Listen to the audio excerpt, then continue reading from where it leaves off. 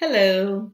So I'd like to answer a question that was posed to me by someone who wanted to know, how do you deal with an employee who doesn't want to try anything new? She said in her way she wants to do things the old way. How do you help that employee try new things, or what do you do with that employee? And so I'd really love to answer that question because I had inherited such an employee about years ago, early on in my career, when I was an early education director. This employee had been with the company about 16 years when I came on board. She had her own way of doing things, and of course, seeing me represented change. She didn't want to follow any of the new rules. And in addition to that, she had a little group of other employees that had been watching her and looking up to her as the most tenured employee that she felt that she needed to impress. So I'd like to share with you some strategies on how to coach an employee who feels that they don't need any help. My name is Junie Gilbert with the legendary Leadership Academy. So, as a leader, one of the first things that I want you to do is look at this as an opportunity to help that employee develop herself or himself and learn some new skills. Don't see it as a power struggle. It's not you and this employee trying to fight and you're trying to get her or him to conform to a new way of doing things, but have the mindset that this is an opportunity for growth, an opportunity for you to lead as a leader to develop another employee, because that's what leaders do. So that's the first thing. Having that positive mindset will help you see it more as a way of developing your team rather than a challenge that you need to fix and get rid of. Okay, so that's the first thing. Then what I've noticed is employees or people in general who have a set mindset of just doing things their own way and don't want to try anything new, they're dealing with several types of emotions. And here I'm going to address four emotions that I encounter when I work with employee who don't, who struggle to do things a new way or just likes to do things the way that they're used to. First of all, I find that the first emotion that they're dealing with is that they have some resistance to change. And that stems from just that fixed mindset. So they have that mindset where this is the way it's always been done. This is the way I know how to do it. And this is the way I'm going to continue to do it. And if, change is uncomfortable for anyone, and, there's this exercise that is often done by trainers when you try to get people to shift their thought of thinking is the change exercise, where you're asked to just fold your hands like you normally would in a comfortable position. And then watch how your hands are folded. So in my case, my right hand is on top, my less dominant hand, my left hand is at the bottom. Now try to change it to the opposite, where your left hand, in my case, my left hand goes on top and my right hand at the bottom. And as you could see, I'm not even sure where to put this part of my hand. It's just uncomfortable. So if you try it, you'll feel the discomfort and you'll be tempted to go back to your normal, natural way. That's what's going on in an employee's mind when they're resistant to change. The subconscious mind is fighting with the new way of doing things. And so therefore, if the new way of doing things takes over, that means the subconscious mind is put to rest. The subconscious mind dies.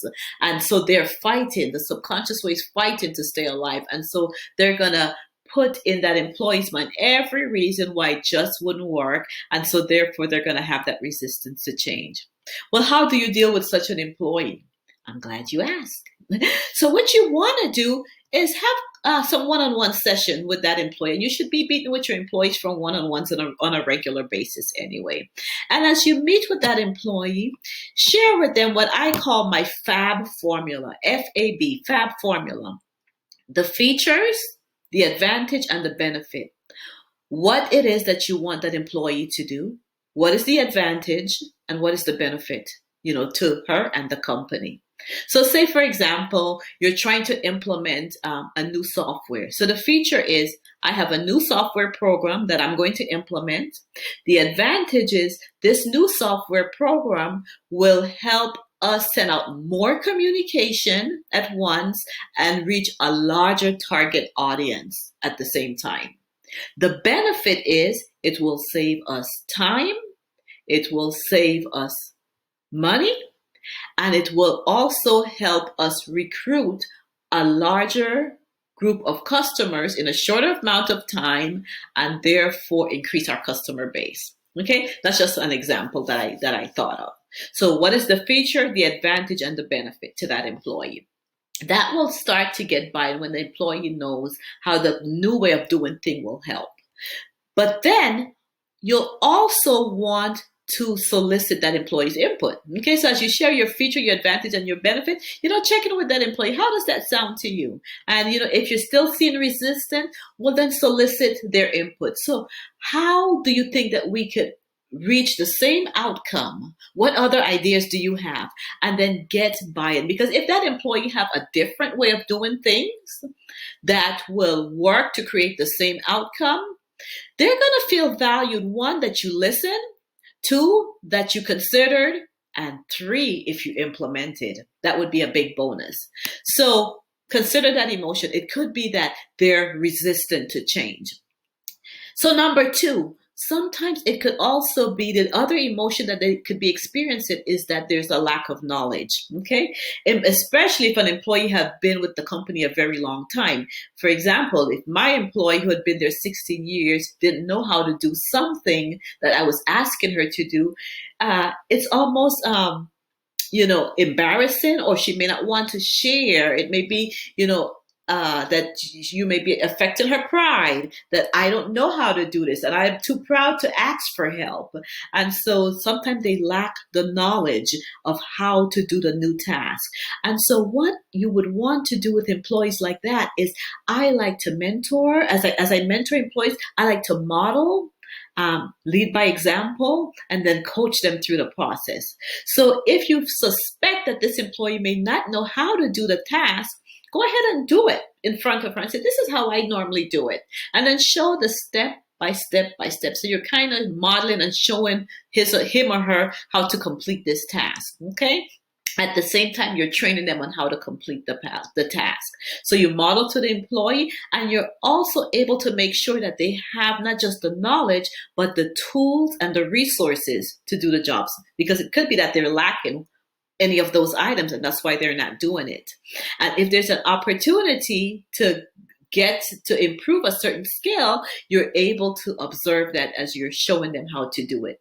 So lack of knowledge may be another one. So one, it could be resistant to change or a fixed mindset, lack of knowledge. Number three could just be a lack of trust. A lack of trust. Either they don't trust you as a new leader, or they don't trust the process.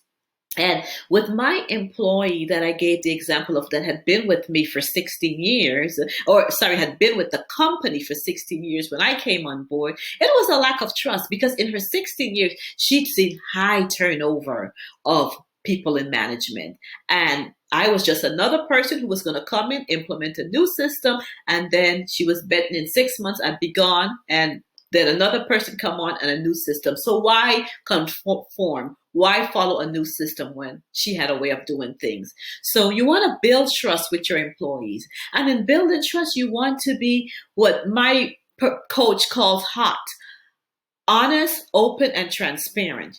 Be honest, open, and transparent with them. Let them know the benefit. Let them know what you know. Of course, there's certain things in leadership that you can't share with every employee, but be open and transparent of things that you can share. And if you don't know the answer, go back and say, you know what, I don't know, but I will research it and I'll find out and bring back the answer to you. Another way to build trust is just show them the human side of you. Laugh, be humorful, share jokes. Sometimes you're frustrated. It's okay to say, I'm not happy today because X, Y, and Z happened. Share personal stories that go on in your life. Tell them about your family. Share a hobby.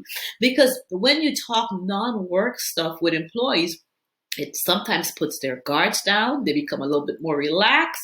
They start sharing with you and you build trust. So that could be another emotion. Okay. Lack of knowledge, um, resistant to change, lack of trust. And then finally, my fourth one is that they could just have some fear that you need to explore with them.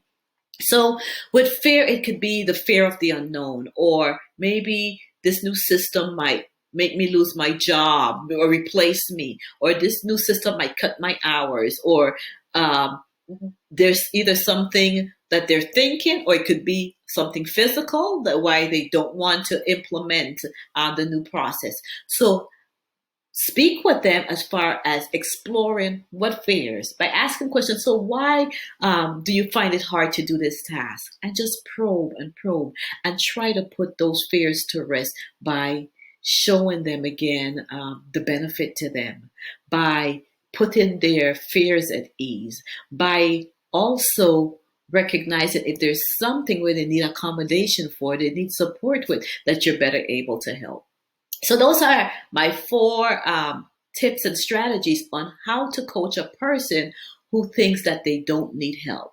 One thing that you should never do is ignore that behavior, because that behavior could be very toxic, very poisonous, and could absorb in the environment and spread on to other employees. So that's all that I have for you. Jude E. Gilbert with the Legendary Leadership Academy.